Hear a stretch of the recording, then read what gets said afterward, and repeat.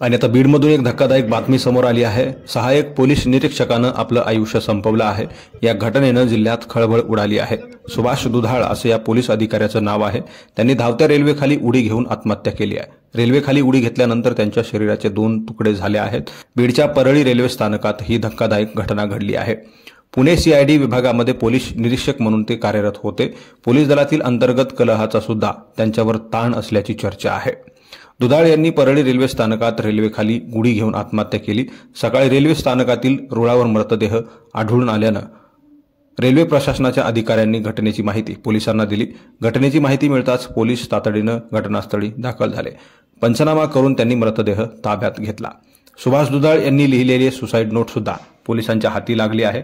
त्यामध्ये स्पष्ट म्हटलं आहे की मी कौटुंबिक कारणानं टोकाचं पाऊल उचललं असल्याचं त्या सुसाईड नोटमध्ये लिहिलेलं आहे। दरम्यान दुधाळ यांना आत्महत्या करण्यासाठी कौटुंबिक कारण होतं की कार्यालयीन कारण होतं हे पाहणं महत्त्वाचं ठरणार आहे।